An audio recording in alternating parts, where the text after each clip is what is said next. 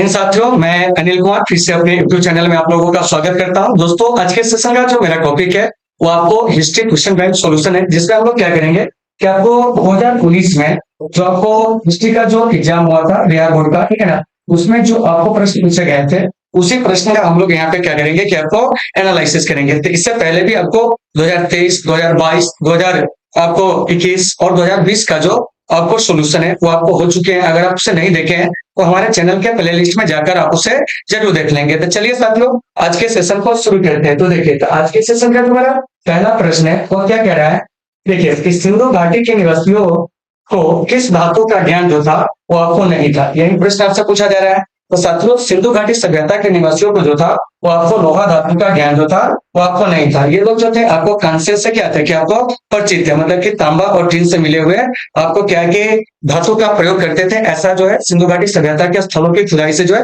हमें पता चला है। बाकी इसमें जो देख रहे हैं ये लोग सोना, चांदी, तांबा इस सबसे क्या थे परिचित थे, जबकि लोहा से परिचित नहीं थे। तो एक का जो सही आंसर हो जाएगा तो आपको सी हो जाएगा। चलिए चलते हैं अब 2 नंबर प्रश्न में। 2 नंबर प्रश्न हमारा क्या कह रहा है उसे देख लेते हैं। देखिए यहाँ क्या कह रहा है, देखिए यहाँ हड़प्पा सभ्यता में विशाल स्नानागार के अवशेष कहाँ से प्राप्त हुए। मतलब आपसे पूछा जा रहा है कि हड़प्पा सभ्यता में जो है विशाल स्नानागार के जो अवशेष है कहाँ से प्राप्त हुए। इसी में अगर पूछा जाता अन्नागार, ठीक है ना, इस दोनों का जो आंसर होगा ना वो आपको मोहनजोदड़ो हो जाएगा। कौन हो जाएगा? मोहनजोदड़ो। तो फिर यहाँ से एक बात आती है कि मोहनजोदड़ो जो है वो आपको कहाँ से मिला है। तो देखिए मोहनजोदड़ो जो है वो आपको पाकिस्तान के जो सिंध है वहीं से क्या है कि आपको मिला है। रोपर जो है वो आपको भारत के जो पंजाब है वहां से क्या है कि आपको मिला है। कालीबंगा जो है वो आपको राजस्थान से मिला है। तो इन चीजों को भी आपको अच्छे से याद रखना है। लोथल जो है वो आपको गुजरात से मिला है। तो ये जो 2 नंबर प्रश्न है साथियों, उसका सही आंसर जो हो जाएगा वो आपको बी हो जाएगा। और एक चीज और याद रखिएगा, क्या ध्यान दें कि स्वतंत्रता प्राप्ति के बाद भारत में हड़प्पा सभ्यता के जो सर्वाधिक स्थल खोजे गए हैं साथियों, वो आपको कहां से जानते हैं? तो गुजरात से, ठीक है। और ये जो देख रहे हैं लोथल, ये लोथल जो है सिंधु घाटी सभ्यता का बंदरगाह नगर भी था। तो इन चीजों को आपको बढ़िया से याद रखना है। तो 2 का सही आंसर भी हो जाएगा। चलिए 3 में क्या कह रहा है, लोथल किस नदी के किनारे स्थित है। तो साथियों लोथल जो है वो आपको भोगवा नदी के किनारे क्या है कि आपको स्थित है। इसी में अगर हम पूछ लेंगे मोहनजोदड़ो, तो देखिए मोहनजोदड़ो जो जाएगा वो आपको सिंधु नदी के तट पर क्या है कि आपको मिला है। इस बात को आपको अच्छे से याद रखना है। उसके बाद है सिंधु घाटी सभ्यता के कोई भी ऐसे स्थल नहीं है जिसका प्रमाण जो है आपको ब्यास नदी के किनारे मिला है। रावी नदी के तट पर जो है वो आपको हड़प्पा मिला है। कौन मिला है? हड़प्पा। तो देखिए, तो ये जो आप देख रहे हैं 3 नंबर प्रश्न, इसका सही आंसर हो जाएगा आपको भोगवा, यानी कि लोथल जो है वो आपको सिंधु घाटी सभ्यता का एक बंदरगाह नगर था जो आपको भोगवा नदी के तट पर गुजरात राज्य में जो है वो आपको मिला है। तो इन चीजों को बढ़िया से आपको देख लेना। चलिए चलते हैं अगले प्रश्न को। क्या कह रहा है 4था नंबर प्रश्न, कह रहा है कि हड़प्पा सभ्यता किस युग की सभ्यता है। तो साथियों हड़प्पा सभ्यता जो है वो आपको कांस्य युग की सभ्यता। और एक चीज याद रखिएगा कि कांसा जो है वो किसका बना होता है, तो ये आपको तांबा और टीन के जो होते हैं वो आपको बने होते हैं, ठीक है ना। यहाँ से इसको भी आपको याद रखना है कि तांबा और टीन से जो बने हुए मिश्र धातु होते हैं उसको हम लोग कांस्य कहते हैं। क्या कहते हैं? कांस्य कहते हैं। और सिंधु घाटी सभ्यता किस युग की सभ्यता है? तो आपको कांस्य युग की सभ्यता है। सिंधु घाटी सभ्यता जो थी वो आपको एक नगरीय सभ्यता थी। इसकी क्या हो जाएगी कि आपको विशेषताएं हो जाएगी। सिंधु घाटी सभ्यता जो थी वो आपको एक व्यापार प्रधान सभ्यता थी। ये जो देख रहे हैं आप 4 नंबर प्रश्न, इसका सही आंसर आपको बी हो जाएगा। चलिए 5 में क्या कर रहा है, इंडिका के लेखक कौन है। तो साथियों इंडिका के जो लेखक है वो आपको मेगास्थनीज। कौन है? मेगास्थनीज, ठीक है ना। तो इन चीजों को आपको बढ़िया से देख लेना है। उसके बाद है आपको इधर जो देख रहे हैं अर्थशास्त्र क्या है, अर्थशास्त्र, इस अर्थशास्त्र के जो लेखक है वो आपको कौटिल्य है। इसके बाद पूछेंगे कि किताब उल हिंद के लेखक कौन है। देखिए सारे चीज को आपको बढ़िया से देख लेना है। किताब उल हिंद या इसी को कहते हैं तहकीक ए हिंद, तो इसके जो लेखक है वो आपको कौन है। तो यहाँ से याद रखिएगा कि किताब उल हिंद या तहकीक ए हिंद, इसके जो लेखक है वो आपको अलबरूनी है। और ये जो देख रहे हैं किताब उल हिंद या तहकीक ए हिंद, ये आपको अरबी भाषा में क्या है कि आपको लिखा गया है। इस बात को भी आपको अच्छे से याद रखिएगा, एग्जाम में पूछे जाते हैं। तो देखिए, तो ये जो मेगास्थनीज है उन्होंने क्या किया था, इंडिका लिखा था। और आपको कौटिल्य जो है वो अर्थशास्त्र लिखा था। तो इस इंडिका और अर्थशास्त्र दोनों पुस्तक से जो है हमें मौर्य वंश के बारे में क्या होती है कि आपको जानकारी मिलती है। यानी कि मौर्यकालीन जो आपको इतिहास है, इसी मौर्यकालीन इतिहास की जानकारी जो है हमें किससे मिलती है, तो क्या कहेंगे जानते हैं? और शास्त्र और इंडिका से। तो ये जो 5 नंबर प्रश्न है साथियों, इसका सही आंसर भी हो जाएगा क्योंकि इसमें पूछा जा रहा है इंडिका के लेखक कौन है। तो इसको आपको बढ़िया से देख लेना। चलिए आगे चलते हैं। देखिए कह रहा है कि धर्म की शुरुआत किस शासक ने किया था। तो साथियों धर्म की शुरुआत जो है वो आपको अशोक ने किया था। तो यहाँ से आपका एक प्रश्न आएगा, ये जो अशोक है ये किस वंश का शासक है? तो देखिए, तो अशोक जो है साथियों ये आपको मौर्य वंश का क्या है, क्या आपको शासक है। और मौर्य वंश के किस क्रम का शासक था? तो आपको तीसरा शासक क्या है, तीसरा शासक। इन चीजों को बढ़िया से देख लीजिएगा। ये जो कनिष्क है ये आपको शान वंश का क्या है कि सबसे प्रतापी शासक था। उसके बाद है चंद्रगुप्त विक्रमादित्य, तो ये जो है आपको गुप्त वंश का सबसे महान शासक था, ठीक है ना। यानी कि गुप्त वंश के यह आपको कहते हैं कि एक महान शासक है, ठीक है ना। चंद्रगुप्त द्वितीय, जिसको हम लोग विक्रमादित्य के नाम से भी जानते हैं। उसके बाद है चंद्रगुप्त मौर्य, यह जो है आपको मौर्य वंश के क्या थे, कि आपको संस्थापक थे। और मौर्य वंश के जो थे वो आपको पहले राजा थे। तो ये जो आप प्रश्न देख रहे हैं वो कह रहा है कि धर्म की शुरुआत कौन किया था? तो यह आपको अशोक किया था। यानी कि इसका जो सही आंसर हो जाएगा वो आपको ऑप्शन नंबर सी जो है इसका क्या है कि आपको सही आंसर हो जाएंगे, ठीक है ना। तो इसको आपको बढ़िया से देख लेना है। और आप लोगों को समझ में आ रही है या नहीं आ रही है, आप लोग कमेंट करके जरूर बताओगे। चलिए आगे चलते हैं। अगला क्वेश्चन जो है हमारा वो क्या कर रहा है, इस पर हम लोग बात करेंगे। चलिए देखिए, कह रहा है कि गुप्त काल में कौन चीनी यात्री भारत आया था? तो साथियों गुप्त काल में जो आने वाला जो चीनी यात्री था वो आपको फाहियान था, जो आपको 399 से 414 ईस्वी तक क्या हुआ था कि आपको भारत में रहा था। इस बात को आपको बढ़िया से याद रखना है, ठीक है ना। तो देखिए, ये जो फाहियान है वो आपको चीन का क्या था कि आपको बौद्ध यात्री था। जो आपको गुप्त वंश के शासक चंद्रगुप्त विक्रमादित्य जो है उसी के दरबार में क्या हुआ था कि आपको आया था। इसके दरबार में तो कहेंगे चंद्रगुप्त विक्रमादित्य, या इसी को चंद्रगुप्त द्वितीय के नाम से भी हम लोग क्या कहते हैं कि आपको जानते हैं। इसी के दरबार में क्या हुआ था कि आपको भारत रहा था 399 से 414 ईस्वी तक। इन चीजों को बढ़िया से देख लेना है। इंसान जो है कि आपको हर्षवर्धन के दरबार में क्या है कि आपको आया था। प्रीति सिंह जो है 518 से 521 ईस्वी तक जो था वो आपको भारत आया था। तो देखिए, तो शुरू में जो भी आपको चीनी बौद्ध यात्री आया था वह भारत में बौद्ध धर्म की जो शिक्षा है उसी को लेने के लिए क्या हुआ था कि आपको भारत आया था। तो ये जो आप देख रहे हैं क्या, यानी 7 नंबर प्रश्न, इसका सही आंसर जो जाएगा वो आपको बी हो जाएगा। चलिए 8 में क्या करा है, तेरा पुराणों की संख्या कितनी है? तो साथियों पुराणों की जो संख्या है वो आपको 18 है। यहाँ से संख्या वाला से एक चीज याद रखिएगा कि वेद की संख्या भी पूछ देगा। तो देखिए, तो वेद की जो संख्या है ना वो आपको 4 है। उसके बाद आपको वेदांत की संख्या, तो साथियों वेदांत की जो संख्या है वो आपको 4 है। फिर यहाँ से हो जाएगा आपको उपनिषद की संख्या। तो साथियों उपनिषद की जो संख्या है वो आपको 108 है। तो यहाँ से संख्या वाले प्रश्न को आप जरूर देख लेंगे, ठीक है ना। फिर यहाँ से बात आएगी क्या कि ये जो आपको पुराण है क्या है, पुराण है। इस पुराण में सबसे प्राचीन पुराण कौन है? तो वह है आपको मत्स्य पुराण। तो इसको भी आपको याद रखना है कि सबसे प्राचीन और प्रमाणिक पुराण कौन है? तो आप क्या कहोगे? मत्स्य पुराण। तो ये जो देख रहे हैं आप 8 नंबर प्रश्न, इसका सही आंसर हो जाएगा वो आपको बी हो जाएगा। तो इन चीजों को आपको बढ़िया से देख लेना है। चलिए आगे चलते हैं 9 नंबर प्रश्न में। 9 नंबर प्रश्न जो साथियों हमारा क्या कह रहा है, महाभारत की रचना जो है किस भाषा में हुई, ठीक है ना। तो साथियों महाभारत की जो रचना है वो आपको संस्कृत भाषा में हुई थी। इसका ऑप्शन नंबर ए जो है वो आपको सही हो जाएगा। तो फिर यहाँ से एक बात आती है कि महाभारत जो है इसका जो एक अन्य नाम है वो क्या है? तो साथियों महाभारत का जो अन्य नाम है वह है आपको सप्त सहस्त्र क्या कहेंगे, तो आपको संहिता। तो इस बात को आपको बढ़िया से देख लेना है। महाभारत के अगर हम मूल नाम पूछेंगे आपसे तो आप बताओगे जय संहिता। क्या कहेंगे? जय संहिता। तो जय संहिता इसको कब कहा जाता था? साथियों जब इसमें आपको क्या था कि 8800 श्लोक था तब इसको क्या कहा जाता था? तो आपको जय संहिता। लेकिन जब श्लोकों की संख्या बढ़कर क्या हुआ 24,000 हुआ तब इसका नाम क्या पड़ा था? आपको भारत पड़ा था। तो श्लोक कितना हुआ था? तो आपको 24,000। और जब श्लोक की संख्या बढ़कर आपको 1 लाख हुई थी तब इसका नाम महाभारत या आपको सप्त सहस्त्र संहिता जो है वो आपको पड़ा था। और इसकी रचना संस्कृत भाषा में थी। और इसमें 2 भाइयों के बीच में सत्ता प्राप्ति के लिए जो हुए युद्ध है उसका क्या किया गया कि आपको वर्णन किया गया है। तो ये जो देख रहे हैं आपको 9, इसका सही आंसर ये हो जाएगा। चलिए 10 में क्या करा, श्रीमद् भागवत गीता के महत्व किसने विचार व्यक्त किए थे? तो देखिए, तो श्रीमद् भागवत गीता के महत्व महात्मा गांधी, स्वामी विवेकानंद, बाल गंगाधर तिलक, इनमें से सभी लोगों ने क्या किया था कि अपना विचार व्यक्त किए थे। तो इसका सही आंसर आपको डी हो जाएगा। और एक चीज याद रखिएगा, ये जो आपको महात्मा गांधी जी है, ठीक है ना, इन्हें हम लोग राष्ट्रपिता के नाम से भी क्या कहते हैं कि आपको जानते हैं। और स्वामी विवेकानंद जी के बारे में याद रखिएगा कि इन्हीं के जन्म दिवस पर जो होता है आपको 12 जनवरी को भारत में राष्ट्रीय युवा दिवस मनाया जाता है। और बाल गंगाधर तिलक जी, इनको लोकमान्य के नाम से हम लोग जानते हैं। और इन्होंने गीता रहस्य नाम के क्या किए थे कि आपको एक पुस्तक की रचना किए थे। तो इन चीजों को आपको बढ़िया से याद रखना है। तो ये जो आप देख रहे हैं क्या है 10 नंबर प्रश्न, इसका सही आंसर आपको डी हो जाएगा। चलिए 11 में कह रहे हैं कि श्वेतांबर और दिगंबर का संबंध किस धर्म से है? तो साथियों श्वेतांबर और दिगंबर का जो संबंध है ना वो आपको क्या है कि जैन धर्म से। किस धर्म से है? जैन धर्म से। इस बात को आपको बढ़िया से याद रखना है। और इसी में पूछेंगे क्या जानते हैं, हिनयान क्या है, हिनयान, क्या है ना, महायान क्या है, महायान। इसके अलावा आपको महासंघिक क्या है, महासंघिक। इसके अलावा आपको थेरवादी क्या है, थेरवादी।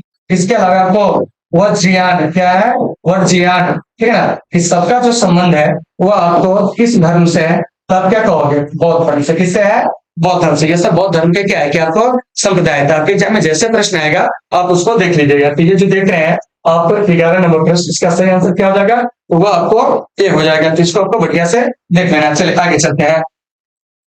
अगला जो हमारा प्रश्न है साथियों वो क्या कह रहा है, इस पर बात करते हैं। देखिए क्या कह रहा है कि महावीर ने पार्श्वनाथ के सिद्धांतों में नया सिद्धांत क्या जोड़ा था। तो देखिए, तो महावीर स्वामी ने पार्श्वनाथ के सिद्धांत में जो नया सिद्धांत जोड़ा था वो आपको ब्रह्मचर्य। तो यहाँ से एक बात आती है कि ये जो महावीर स्वामी है साथियों, यह जैन धर्म के प्रेमी तीर्थंकर थे। तो महावीर स्वामी जो है वो जैन धर्म के 24वें क्या तीर्थंकर थे, जबकि आपको पार्श्वनाथ जो है तो आपको जैन धर्म के जो है वो आपको 23वें तीर्थंकर थे, ठीक है ना। तो इन्हीं के सिद्धांत में यानी कि पार्श्वनाथ के सिद्धांत में एक नया सिद्धांत महावीर स्वामी जोड़े थे, वो था आपको क्या जानते हैं, ब्रह्मचर्य। तो यहाँ से हम जान लेंगे कि महावीर स्वामी के वो प्रमुख सिद्धांत कौन कौन है। तो देखिए, तो उसमें आपको सत्य है, अहिंसा है, ठीक है ना। इसके अलावा आपको अपरिग्रह है, इसके अलावा आपको अस्तेय है, क्या है, अस्तेय, और उसके बाद जो है ब्रह्मचर्य। इसका सही आंसर आपको बी हो जाएगा, ठीक है ना, यानी कि 12 नंबर का। तो इसको आपको बढ़िया से देख लेना है। अस्तेय मतलब होता है क्या जानते हैं कि चोरी न करना, अपरिग्रह मतलब होता है संपत्ति का संग्रह नहीं करना, सत्य मतलब जो होता है वो आपको हमेशा सत्य बोलना, ठीक है ना, झूठ कभी नहीं बोलना, अहिंसा मतलब किसी जीव की हत्या नहीं करना, ब्रह्मचर्य मतलब होता है कि अपने इंद्रियों को बस में रखना। तो इसका सही आंसर जो हो जाएगा वो आपको बी हो जाएगा। और आप लोगों को समझ में आ रही है या नहीं आ रही है आप लोग कमेंट करके जरूर बताओगे, और आप लोग अपना फीडबैक जो है जरूर दीजिएगा, ठीक है ना। चलिए आगे चलते हैं और कुछ चीजों को और भी जान लेते हैं। देखिए क्या करा है, कि आयन थ्योरी के लेखक जो है कौन है। तो साथियों आयन थ्योरी के जो लेखक है ना वो आपको अबुल फजल है। कौन है, अबुल फजल है। तो इस बात को आपको बढ़िया से क्या करना है, याद रखना है। और ये जो आयन थ्योरी है ये आपको किस भाषा में लिखा गया था, तो आपको फारसी भाषा में, और इसको लिखने वाले थे अबुल फजल। तो इसका सही आंसर हो जाएगा सी। और आयन थ्योरी जो है 5 भागों में क्या है कि आपको विभक्त है, और यह अकबरनामा का तीसरा खंड है। कौन, आयन थ्योरी। तो इस बात को आप अच्छे से याद रखिएगा। तो ये जो फैजी है ये अबुल फजल का भाई था, जिसने क्या किया था जानते हैं कि गणित ग्रंथ जो था आपको लीलावती, उसका क्या किया था कि आपको फारसी में अनुवाद किया था। तो एक का सही, सॉरी 13 का जो सही आंसर हो जाएगा वो आपको सी हो जाएगा। चलिए चलते हैं आप 14 का। 14 नंबर प्रश्न जो है वो क्या कर रहा है, इस पर हम लोग क्या करेंगे कि आपको बात करेंगे। देखिए कह रहा कि तंबाकू का सेवन सर्वप्रथम किस मुगल सम्राट ने किया था।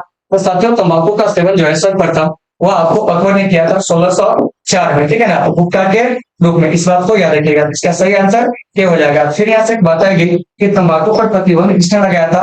तो तंबाकू पर जो है साथियों प्रतिबंध जो लगाया था वो आपको जहांगीर लगाया था। कौन लगाया था, जहांगीर, ठीक है ना। तंबाकू का सेवन किया था अकबर, लेकिन उसका बेटा जो होता है जहांगीर वो इस पर क्या कर देता है, प्रतिबंध लगा देता है। तो यहाँ पर बहुत सारे मुगल बादशाह जो दिए गए हैं, ठीक है ना, तो उसके शासनकाल को भी थोड़ा सा देख लेते हैं। जैसे देखिए अकबर का शासनकाल जो कि आपको 1556 से कितना है 1605, यह देखिएगा।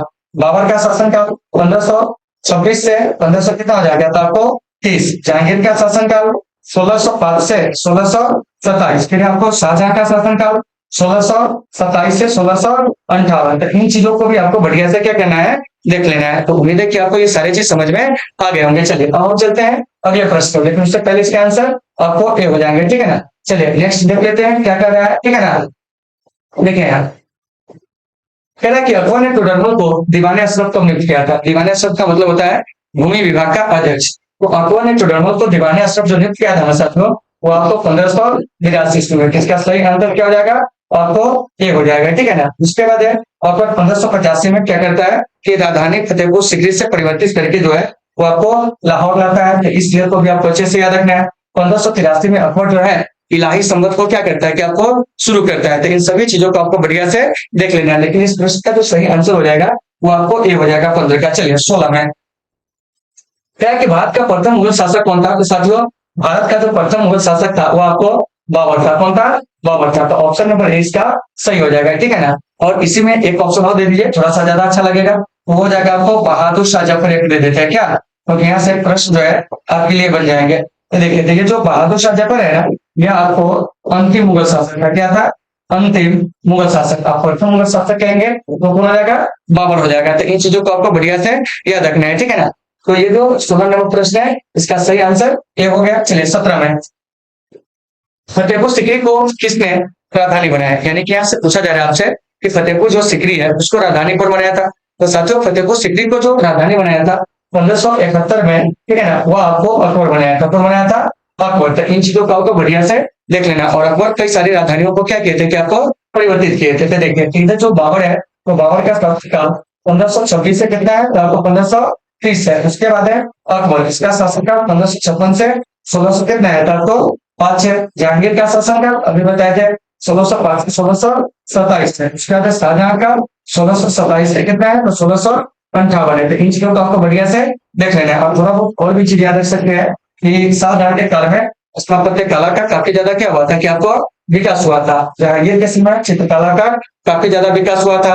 अकबर के समय में क्या था साथियों, याद रखिएगा, क्या कहते हैं कि अकबर के काल में जो है वो आपको सबसे ज्यादा जो है हिंदी साहित्य का क्या हुआ था कि आपको विकास हुआ था। तो इन सभी चीजों को आपको बढ़िया से देख लेना है। तो ये जो देख रहे हैं 17 नंबर प्रश्न, इसका सही आंसर जो हो जाएगा ना वो आपको बी हो जाएगा कि फतेहपुर सीकरी को राजधानी कौन बनाया था? तो आप कहोगे क्या? अकबर बनाया था। कौन बनाया था? अकबर बनाया था। और आप लोगों को समझ में आ रही है या नहीं आ रही है आप लोग कमेंट करके जरूर बताओगे। चलिए अब चलते हैं 18 में। अकबर ने दीन इलाही धर्म जो है कब प्रारंभ किया था? तो साथियों अकबर ने दीन इलाही धर्म जो है 1581 में क्या किया था कि आपको शुरू किया था। तो इसका ऑप्शन नंबर डी जो हो जाएगा सही हो जाएगा। इसमें और भी ऑप्शन दिए गए हैं, जैसे 1562 में अकबर जो होता है राष्ट्र प्रथा जो होता है साथियों उसको क्या कर देता है कि आपको समाप्त कर देता है। 1564 में अकबर जो होता है वो आपको जजिया कर को क्या कर देता है कि आपको समाप्त कर देता है। 1579 में अकबर जो होता है वो आपको मजहर की क्या करता है कि आपको घोषणा करता है। क्या करता है? घोषणा करता है कि अगर धार्मिक मामलों पर अगर वाद विवाद हो गया तो उसमें अंतिम निर्णय जो होगा वो किसका होगा? राजा का होगा। किसका होगा? राजा का। तो देखिए अकबर ने मजहर की घोषणा कब किया? 1579 में। जजिया कर कब समाप्त किया? 1564 में। दास प्रथा को कब बंद किया? 1562 में। इसका जो सही आंसर हो जाएगा वो आपको डी हो जाएगा। दीन इलाही धर्म आपसे पूछा जा रहा है, ठीक है ना। चलिए आगे चलते हैं। औरंगजेब अपने जीवन का अंतिम भाग बिताया था कहाँ? तो साथियों औरंगजेब जो है अपने जीवन का जो अंतिम भाग बिताया था ना वो आपको दक्षिण भारत में बिताया था। कहाँ बिताया था? दक्षिण भारत। का ऑप्शन नंबर सी इसका सही हो जाएगा। तो देखिए एक दिशा छूट रहा है, ठीक है ना। देखिए पश्चिम क्या है? पश्चिमी भारत कर देते ताकि एक ऑप्शन और बन जाएगा, ठीक है ना। तो आपके जो बोर्ड एग्जाम होंगे ना उसमें आपको इसी प्रकार से क्या रहेंगे कि आपको ऑप्शन दिए रहेंगे और आपको वहीं से क्या करना है कि इसको चूज करना है। और आप लोगों को समझ में आ रही है या नहीं आ रही है आप लोग अपना फीडबैक जो है साथियों जरूर देंगे, क्योंकि काफी मेहनत करके आप लोगों के लिए क्या होता है कि कंटेंट को लाना होता है, ठीक है ना। चलिए यानी कि हम आपके सामने कैमरे के सामने, लेकिन इसके पीछे जो होता है काम करने वाले बहुत सारे लोग होते हैं, ठीक है ना। तो आप लोगों को अगर कहीं पे कोई दिक्कत होती है तो आप लोग अपना फीडबैक जरूर दीजिए ताकि हम आपकी समस्या का समाधान जो है वो आपको कर सके। चलिए इसका सही आंसर 19 का सी हो गया। चलिए 20 में कह रहे कि रूस में भारत विद्या का जनक जो है किसे कहा जाता है? तो साथियों रूस में जो है भारत विद्या का जनक जो है जीएस लिविदेव को कहा जाता है। किसको कहा जाता है? जीएस लिविदेव को। और जीएस लिविदेव जो है ये आपको भारत आया था 1750 में, बंगाल आया था 1797 ईस्वी तक यह रहा था। और यह पेशे से जो था तो आपको संगीतकार था और नाटककार था। क्या था? संगीतकार। देखिए जीएस लिविदेव क्या थे? तो आपको संगीतकार थे और आपको नाटककार थे। क्या थे? नाटककार थे, ठीक है ना। इनकी यात्रा वृतांत जो है वो आपको हिंदुस्तानी ग्रामर है। क्या है? हिंदुस्तानी ग्रामर। तो इन चीजों को भी आपको अच्छे से याद रखना है ताकि एग्जाम में प्रश्न पूछ लिया जाएगा कि बताइए हिंदुस्तानी ग्रामर किसका यात्रा वृतांत थे? क्या कहिएगा? जीएस लिविदेव को। और ये आपको बंगाल की यात्रा पे आए थे और इन्हीं को क्या होता है कि रूस में भारत विद्या का जनक कहा जाता था। ऑप्शन नंबर बी हो जाएगा साथियों इसका सही हो जाएगा। चलिए 21 में क्या कर रहा है? हम्पी नगर किस साम्राज्य से क्या है कि आपको संबंधित है? तो साथियों हम्पी जो है वो आपको यानी कि विजयनगर साम्राज्य से क्या है कि आपको संबंधित है। और इस विजयनगर साम्राज्य की स्थापना 1336 ईस्वी में हुई थी। इस बात को आपको अच्छे से याद रखना है। इसमें और भी साम्राज्य जैसे बहमनी साम्राज्य, इसकी स्थापना जो होती है 1347 ईस्वी में, इसको याद रखिएगा। गुप्त साम्राज्य की स्थापना 240 ईस्वी में होती है। उसके बाद मौर्य साम्राज्य की स्थापना 323 ईसा पूर्व में होती है, ठीक है ना। तो इन चीजों को आपको बढ़िया से देख लेना है। तो फिर यहाँ से एक बात आएगी, क्या आएगी? बात आएगी तीन साम्राज्य के संस्थापक कौन थे? ये देखिए मौर्य साम्राज्य के संस्थापक कहेंगे, याद रखिएगा, ठीक है क्या? चंद्रगुप्त मौर्य, ठीक है ना। गुप्त साम्राज्य के कहेंगे संस्थापक तो श्रीगुप्त। उसके बाद बहमनी साम्राज्य का तो अलाउद्दीन बहमन शाह। उसके बाद विजयनगर का हरिहर और भुक्का। इसका सही आंसर जो हो जाएगा प्रश्न का वो आपको डी हो जाएगा, क्योंकि आपसे हम्पी पूछा जा रहा है और हम्पी जो था वो विजयनगर की क्या थी कि आपको राजधानी थी। तो इस बात को आपको बढ़िया से देख लेना। चलिए चलते हैं 22 में। कह रहा है कि गोपुरम का संबंध किससे है? तो साथियों गोपुरम का जो संबंध है वो आपको मंदिर से। तो ऑप्शन नंबर जो आपको सी है इसका क्या हो जाएगा, क्या आपको सही हो जाएगा। तो दक्षिण भारत में क्या है कि मंदिर के जो प्रवेश द्वार हुआ करते थे उसको गोपुरम कहा जाता था। तो इस बात को आपको बढ़िया से देख लेना है। चलिए आगे चलते हैं, क्या है महिला संत कौन थी? तो देखिए मीरा, अंडाल, कराईकल, ये जो सभी है ना, सभी के सभी जो थी वो आपको महिला थी। इसका सही आंसर जो हो जाएगा वो आपको डी हो जाएगा। तो मीरा जो थी ध्यान से सुनिएगा, ये आपको कृष्ण के उपासक थी। अंडाल जो थी ये आपको विष्णु के क्या थी, क्या आपको उपासक थी। कराईकल जो थी वो कौन थी? तो साथियों कराईकल जो थी वो आपको शिव के उपासक थी। देखिए तो ये जो कराईकल है ये आपको नैनार संत थे। क्या थे? नैनार संत। दक्षिण भारत में जो नैनार संत थी उसी में से एक महिला जो थी वो आपको कराईकल थी। उसके बाद अंडाल जो है ये आपको पलवार संत थे। क्या थे? पलवार संत थे। अलवार संत होते थे विष्णु के उपासक और नैनार संत शिव के उपासक। तो यहाँ से प्रश्न आएगा कि अलवार संतों की संख्या जो है कितनी बताई गई है? तो आपको 12। नैनार संतों की संख्या कितनी बताई गई है? 63। तो उसी में से वो कराईकल भी थी और उसी में से अलवार में से भी एक कौन थी? तो आपको अंडाल भी थी। तो इस बात को बढ़िया से आपको देख लेना है। लेकिन यहाँ पर जो प्रश्न पूछा जा रहा है उसका जो सही आंसर हो जाएगा वो आपको डी हो जाएगा। ठीक है ना। चलिए आगे देखते हैं, क्या तलवंडी किसका जन्म स्थान है? तो साथियों तलवंडी जो है ना वो आपको गुरु नानक का क्या है? जन्म स्थान है। यहाँ से एक बात आएगी कि गुरु नानक का जन्म जो हुआ था वो कब हुआ था? तो 1469 ईस्वी में क्या क्या होता है कि आपको जन्म होता है। और 1539 ईस्वी में कहीं कहीं 1538 में मिलेंगे। वहीं इनकी क्या होती है कि आपको मृत्यु होती है करतारपुर में। क्या होती है? करतारपुर में। देखिए जन्म तलवंडी में और मृत्यु जो होती है क्या होती है? तो आपको करतारपुर में। और ये जो गुरु नानक है इन्हें सिख धर्म का संस्थापक जो है वो आपको कहा जाता है, यानी कि सिख धर्म के ये संस्थापक थे। किसको आपको याद रखिएगा? मीरा है तो मीरा को उत्तर भारत का अंडाल कहा जाता है। रैदास जो है रामानंद के क्या थे? शिष्य थे। कबीर जो है ये भी रामानंद के शिष्य थे। और कबीर के जो उपदेश है वो आपको बीजक में संग्रहित है। तो इस बात को आपको बढ़िया से देख लेना है। तो ये जो देख रहे हैं 24 नंबर प्रश्न, इसका सही आंसर हो जाएगा वो आपको डी हो जाएगा। चलिए 25 में क्या कर रहा है?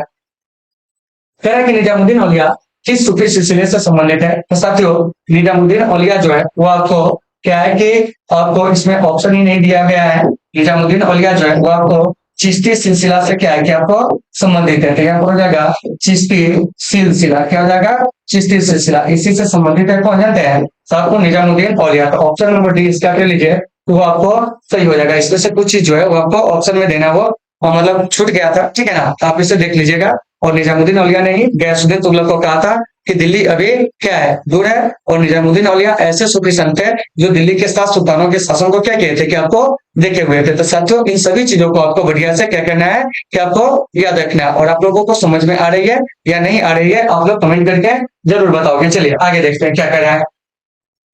कह रहा है कि ख्वाजा मुइनुद्दीन चिश्ती साहब की दरगाह कहाँ है? तो साथियों ख्वाजा मुइनुद्दीन चिश्ती साहब की जो दरगाह है वो आपको अजमेर में है। और भारत में चिश्ती सिलसिला के जो संस्थापक थे वो ख्वाजा मुइनुद्दीन चिश्ती ही थे। ठीक है ना। इसको आपको याद रखना है। उसके बाद निजामुद्दीन औलिया की दरगाह वो आपको दिल्ली में हो जाएगा। ठीक है ना। उसके बाद आगरा के फतेहपुर सिटी में कहेंगे तो शेख सलीम चिश्ती का हो जाएगा। तो ऑप्शन नंबर डी जो है इसका क्या हो जाएगा? सही हो जाएगा, क्योंकि आपसे ख्वाजा मुइनुद्दीन चिश्ती साहब की पूछा जा रहा है। चलिए आगे देखिए। कह रहा है कि इब्न बतूता ने अपनी यात्रा का विवरण किस भाषा में लिखा था? तो साथियों इब्न बतूता ने अपनी यात्रा का विवरण जो है अरबी भाषा में लिखा था। तो आपके एग्जाम में एक प्रश्न आएगा, क्या जानते हैं कि ये जो इब्न बतूता है, ठीक है ना, ध्यान से सुनिएगा, इसका जो यात्रा वृत्तांत है वो क्या है? तो साथियों इब्न बतूता का जो यात्रा वृत्तांत है ना उसका नाम है आपको किताब क्या कहेंगे जानते हैं? तो आपको किताब और रेहला क्या कहेंगे? किताब और रेहला जो है इसके यात्रा वृत्तांत का क्या है कि आपको नाम है, जो कि आपको अरबी भाषा में लिखा गया। और इब्न बतूता भारत कब तक रहा था? तो याद रखिएगा 1333 से 1342 ईस्वी तक यह भारत रहा था। और इसके जो यात्रा वृत्तांत क्या है? यात्रा वृत्तांत साथियों थोड़ा सा याद रखिएगा कि इस यात्रा वृत्तांत से हमें तत्कालीन जो भारतीय समाज है उसके बारे में जानकारी मिलती है। और जिस समय इब्न बतूता भारत आया था उस समय दिल्ली का जो सुल्तान था वो आपको मोहम्मद बिन तुगलक था। तो इन चीजों को भी बढ़िया से आपको देख लेना है। तो देखिए तो 27 का जो सही आंसर हो जाएगा वो आपको ए हो जाएगा। 28 में क्या कर रहा है? अलबरूनी किसके साथ भारत आया था? तो साथियों अलबरूनी जो भारत आया था ना वो आपको महमूद गजनी के साथ आया था। तो ऑप्शन नंबर ए इसका क्या हो जाएगा? क्या आपको सही हो जाएगा। चलिए फिर यहाँ से एक बात आएगी, क्या आपको मोहम्मद गोरी, ठीक है ना, तो मोहम्मद गोरी का ही गुलाम था कुतुबुद्दीन ऐबक। उसके बाद तैमूर का आक्रमण जो होता है भारत पर वो आपको कब होता है? 1398 में। इसको याद रखिएगा। मोहम्मद बिन कासिम पहला मुस्लिम आक्रमणकारी होता है जो भारत पर 712 में क्या करता है कि आपको आक्रमण करता है। इस बात को याद रखिएगा। तैमूर भारत पर आक्रमण करता है 98 ईस्वी में, इन चीजों को आपको याद रखना है। और होली के बारे में आपको पता होगा क्या कि आपको पृथ्वीराज चौहान के साथ जो इसका तराइन का जो युद्ध सब होता है उसको आप बढ़िया से देख लीजिएगा, ठीक है ना। तो ये जो आप देख रहे हैं 28 नंबर प्रश्न, इसका सही आंसर आपको ए हो जाएगा। चलिए 29 में चलते हैं। 29 में क्या पूछा जा रहा है आप समझिए। कह रहा है कि संथाल विद्रोह जो है वो आपको किस वर्ष हुआ था। तो साथियों दिए गए ऑप्शन के हिसाब से 1853 होगा। और इससे आप याद देखिएगा संथाल विद्रोह जो है वो आपको 1855-56 में हुआ था। कितना हुआ था? 1855-56 में। कौन विद्रोह जानते हैं? तो आपको संथाल विद्रोह, जिसके नेता थे आपको सिद्धू। कौन थे? आपको सिद्धू और कान्हू जो थे इसके क्या थे जानते हैं? तो आपको नेता थे। तो इन चीजों को आपको बढ़िया से देख लेना है। तो ऑप्शन नंबर डी इसका क्या हो जाएगा कि आपको सही हो जाएगा। चलिए आगे चलते हैं। क्या करा? कॉर्नवालिस कोड तो बना था। तो साथियों कॉर्नवालिस कोड जो है वो आपको 1793 में बना था। तो ऑप्शन नंबर 20 का सही हो जाएगा। और ये जो कॉर्नवालिस कोड है ये आपको 1793 में बना था, यानी लॉर्ड कॉर्नवालिस के नाम पे, ठीक है ना। फिर लॉर्ड कॉर्नवालिस ने आपको अस्थायी बंदोबस्त भी क्या किया था, क्या आपको लागू किया था। तो अस्थायी बंदोबस्त कहाँ लागू हुआ था? तो याद रखिएगा अस्थायी बंदोबस्त आपको बंगाल, क्या है? बंगाल, ठीक है ना। इसके अलावा आपको बिहार और इसके अलावा जो है आपको ओडिशा में लागू हुआ था। क्या लागू हुआ था? बंगाल, बिहार और ओडिशा में जो है वो आपको अस्थायी बंदोबस्त जो होता है साथियों वो आपको क्या होता है कि आपको लागू होता है। तो इन चीजों को आपको बढ़िया से देख लेना है। तो ऑप्शन नंबर जो बी है वो आपको क्या हो जाएगा, किसका सही हो जाएगा। चलिए अब हम चलते हैं 31 में। क्या कह रहे हैं सुनिए। कह रहा है महलवारी बंदोबस्त किसके द्वारा लागू किया गया। तो साथियों महलवारी बंदोबस्त जो है वो किसके द्वारा, देखिए Martin Ward, Reid, Munro, Buchanan. इसका सही आंसर हो जाएगा मार्टिन वर्ड। ऑप्शन नंबर 8 हो जाएगा इसका सही हो जाएगा। तो फिर यहाँ से एक बात आती है कि महलवारी बंदोबस्त कहाँ लागू हुआ था। तो साथियों महलवारी बंदोबस्त जो है वो आपको यानी कि पंजाब, क्या कहेंगे, पंजाब में, ठीक है ना। पंजाब के अलावा जो हो जाएगा आपको उत्तर प्रदेश, क्या है? उत्तर प्रदेश। इसके अलावा आपको मध्य भारत, क्या है?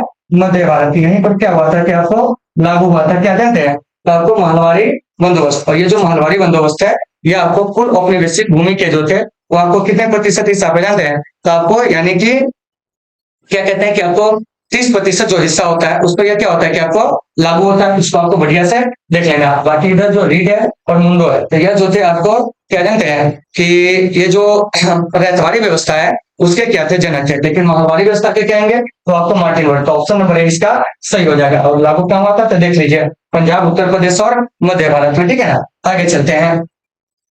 कह रहा कि पटना में 1857 के विद्रोह का नेतृत्व जो है तो आपको किसने किया था। तो पटना में 57 के क्रांति का जो नेतृत्व किया था वो आपको तिर अली ने किया था। तो ऑप्शन नंबर ए जो है इसका साथियों वो आपको सही हो जाएगा, ठीक है। अगर वही पूछेंगे बिहार से तो बिहार से हो जाएगा आपको बाबू वीर कुंवर सिंह। तो इसको आपको अच्छे से देख लेना है। चलिए अब चलते हैं 33 में। क्या कह रहा है? 1857 के विद्रोह का तत्कालीन कारण क्या था। तो साथियों 1857 के विद्रोह का जो तत्कालीन कारण था साथियों वो था आपको चर्बी वाले कारतूस का उपयोग, यानी कि ऑप्शन नंबर सी इसका सही है। तो देखिए 1857 के क्रांति से पहले 1856 में एक राइफल आया था। वो राइफल था आपको एनफील्ड राइफल, ठीक है ना। तो इसमें क्या होता था कि आपको कारतूस को आपको जो बंदूक होते उस बंदूक में लगाने से पहले उसको दांतों से छीलना पड़ता था। और सैनिकों में ऐसा अभाव फैल गया था कि ये जो कारतूस है इस कारतूस में जो है आपको गाय और सूअर के क्या है कि चर्बी मिले हुए हैं। इसीलिए सैनिकों ने क्या किया कि इसका प्रयोग करने से मना कर दिया। और यही जो होता है 1857 के सिपाही विद्रोह का तत्कालीन कारण बनता है। फिर इसमें कई सारे ऑप्शन है जैसे सती प्रथा कांड। तो यह सती प्रथा कांड 1829 में लॉर्ड विलियम बेंटिक ने किया था।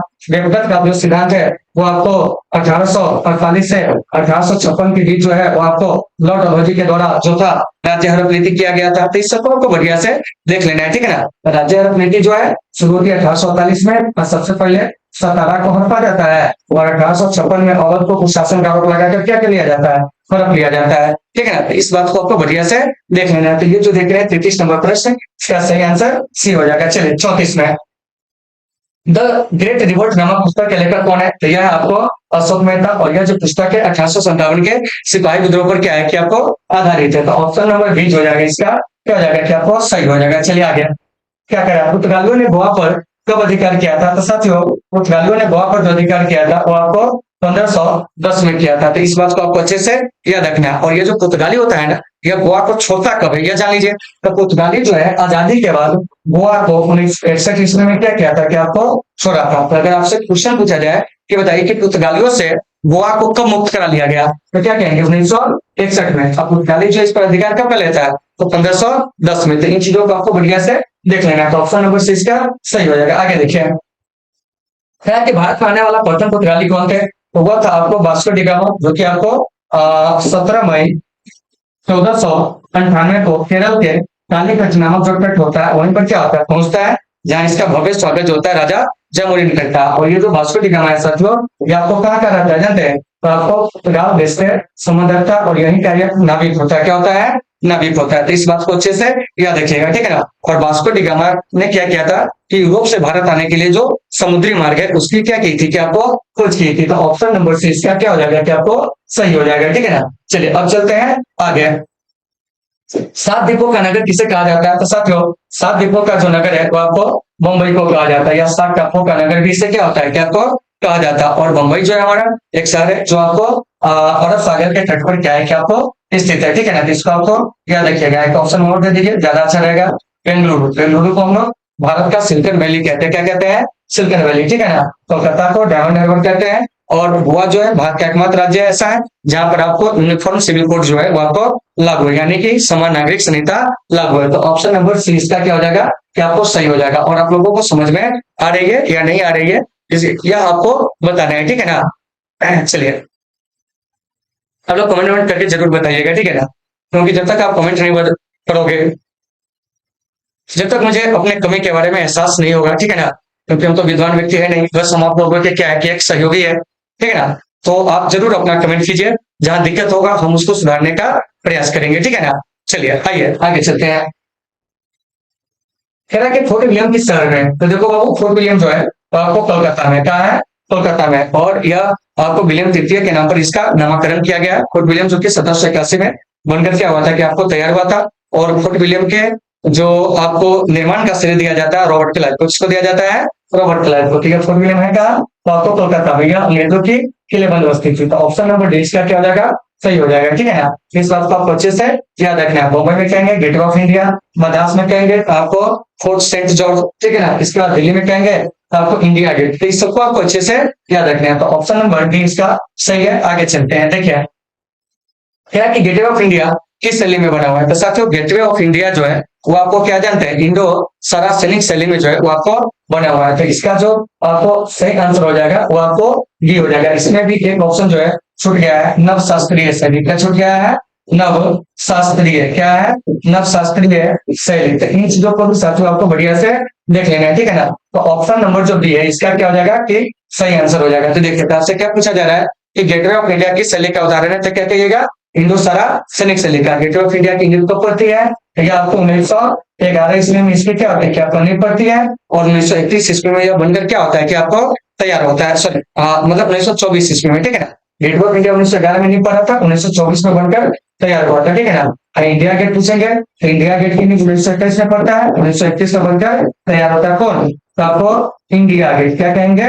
India Gate. साथियों इस चीज को भी आपको बढ़िया से याद रखना है। और गेटवे ऑफ इंडिया कहेंगे तो देख लीजिए 1911 में नहीं, 1924 में बनकर तैयार। तो ऑप्शन में जो देगा आप उसको बना लीजिएगा। चलिए आगे चलते हैं।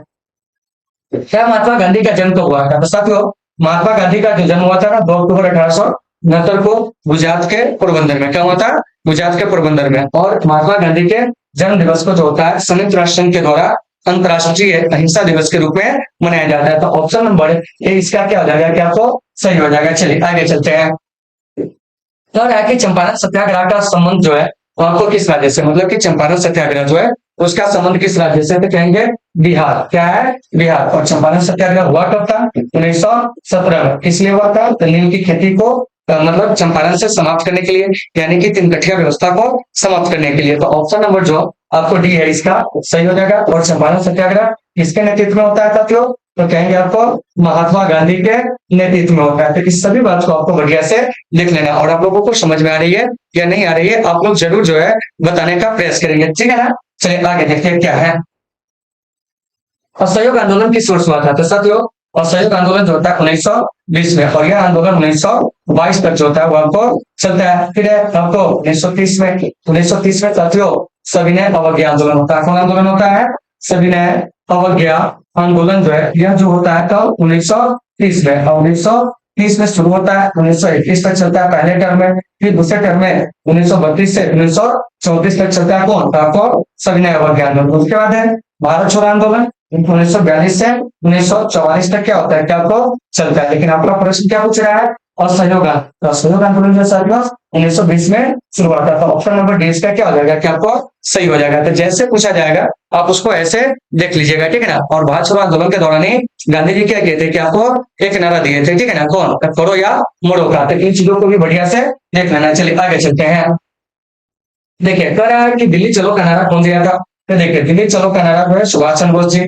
जय हिंद का नारा सुभाष चंद्र बोस जी ने दिया था, ठीक है ना। तुम मुझे खून दो मैं तुम्हें आजादी दूंगा, यह नारा भी जो दिए थे सुभाष चंद्र बोस जी ने दिए थे। तो साथियों इन सभी चीजों को आपको बढ़िया से देख लेना है। तो ऑप्शन नंबर जो है डी इसका क्या हो जाएगा, सही हो जाएगा। करो या मरो महात्मा गांधी, ठीक है ना। स्वराज्य मेरा जन्मसिद्ध अधिकार है, इसे मैं लेकर रहूंगा, ठीक है ना। लोकमान्य बाल गंगाधर तिलक, ठीक है ना, मेरे सर पे लाठी का जो है एक एक प्रहार अंग्रेजी शासन के लिए किल साबित होगा, ऐसा जो कहे थे कौन, तो हम क्या कहेंगे जानते, लाला लाजपत राय, जिन्हें शेरे पंजाब के नाम से भी हम लोग जानते हैं। लोकमान्य बाल गंगाधर तिलक जी जो है गीता रहस्य नाम करके एक पुस्तक लिखे थे, इसे भी आपको याद रखना है। सुभाष चंद्र बोस जी को हम लोग देश नायक के नाम से भी क्या कहते हैं, क्या आपको जानते हैं। तो इससे भी बात आपको अच्छे से देख लेना है। तो ऑप्शन नंबर डी इसका सही हो जाएगा। चलिए 44 में बंगाल के विभाजन की घोषणा किस वर्ष हुई थी। तो साथियों बंगाल विभाजन की जो घोषणा होती है 1905 में, ठीक है ना। और उस समय तो भारत के वायसराय होते हैं वो आपको लॉर्ड कर्जन होते हैं। कौन होते हैं, लॉर्ड कर्जन। और इसी कर्जन ने क्या किया था कि बंगाल का विभाजन किया था। उसके बाद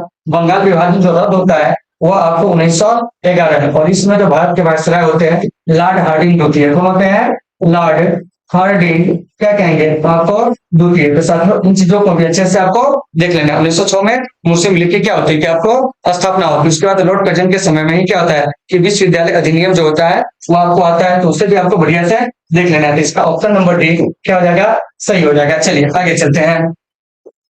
तेरा डांडी किस राज्य में। तो साथियों डांडी जो है ना वो आपको गुजरात में, क्या है, गुजरात में। तो ऑप्शन नंबर डी इसका सही हो जाएगा, ठीक है ना। तो देखिए तो ये जो डांडी है ना, तो डांडी एक यात्रा चली थी, ठीक है ना, जो कि आपको 12 मार्च 1930 से 6 अप्रैल 1930 तक। और डांडी यात्रा का उद्देश्य था नमक कानून को क्या करना है कि आपको तोड़ना है, यानी कि नमक बनाकर सरकार के जो नमक के खिलाफ लगाया गया टैक्स है उसका विरोध करना। तो ऑप्शन नंबर डी इसका सही हो जाएगा। चलिए चंपारण पूछेंगे तो आपको बिहार।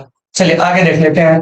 मुस्लिम लीग की स्थापना किस वर्ष हुई थी। तो साथियों मुस्लिम लीग की जो स्थापना हुई थी 1906 में, ठीक है ना, आगा खां और समीउल्लाह खां के द्वारा। इसको आपको देख लेना है। 1885 में आईएनसी मतलब भारतीय राष्ट्रीय कांग्रेस की स्थापना। 1915 में जो है आपको हिंदू महासभा की क्या होती है कि आपको स्थापना होती है। 1945 में द्वितीय विश्व युद्ध का अंत होता है। तो इस सब बात को आपको अच्छे से देख लेना है। तो इस प्रश्न का जो सही आंसर हो जाएगा वो आपको बी हो जाएगा। क्या हो जाएगा, बी। और आप लोगों को क्लास कैसी लग रही है जरूर अपना फीडबैक देखिए, मतलब दीजिएगा, ठीक है ना। आपसे रिक्वेस्ट है कि आप अपना फीडबैक जरूर दें, ठीक है ना। चलिए आगे देखिए क्या है। द्वितीय विश्व युद्ध किस वर्ष प्रारंभ हुआ था। साथियों द्वितीय विश्व युद्ध जो प्रारंभ होता है ना वो आपको 1939 में, कहता है 1939। ऑप्शन नंबर 20 का सही हो जाएगा। और अंत कहेंगे द्वितीय विश्व युद्ध का कब होता है तो वह आपको साथियों कब जानते हैं, 1945 में। तो इस बात को आपको अच्छे से याद रखना है, ठीक है ना। चलिए अब चलते हैं आगे और उसके बारे में थोड़ा सा चर्चा करेंगे। लेकिन इससे पहले इसका सही आंसर आपको क्या हो जाएगा, इसका सही आंसर हो जाएगा वो आपको बी नंबर ऑप्शन। चलिए नेक्स्ट।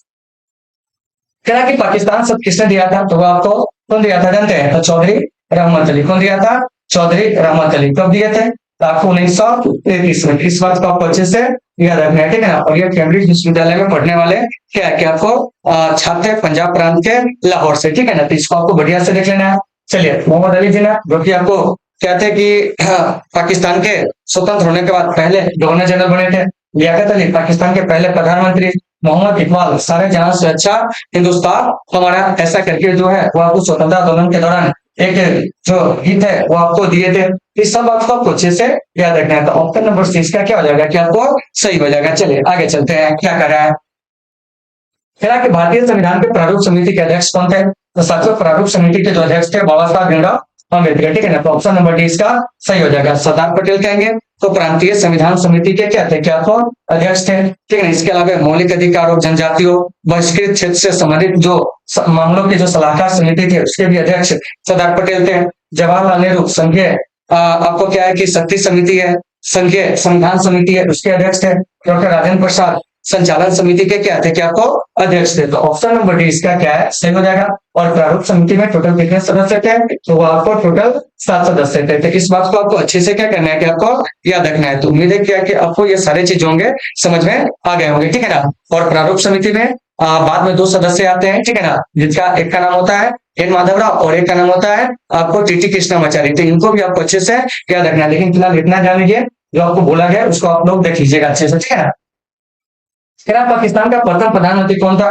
तो साथियों पाकिस्तान का जो प्रथम प्रधानमंत्री था लियाकत अली। कौन है? लियाकत अली। और पहले गवर्नर क्या है पाकिस्तान का? तो वो क्या कहिएगा जानते हैं? पहले गवर्नर जनरल तो वो हो जाएगा आपको यानी कि मोहम्मद अली जिन्ना। उसके बाद है आपको मौलाना आजाद, ये हमारे देश के पहले क्या थे कि आपको शिक्षा मंत्री थे, ठीक है ना। ये जो 50 नंबर प्रश्न है इसका सही आंसर भी हो जाएगा। तो साथियों आप लोग बताएंगे कि आप लोगों को क्लास जो है कैसी लग रही है, ठीक है ना। अगर इसमें किसी प्रकार की कोई सुधार की आवश्यकता है तो आप लोग अपना फीडबैक जो है जरूर देंगे, ठीक है ना। तो चलिए साथियों आज के सेशन को हम लोग यहीं पे विराम देते हैं, मिलेंगे फिर आपसे कल एक बेहतर क्लास के साथ। जब तक के लिए आप सभी साथियों से शुभ दिन, take care all of you.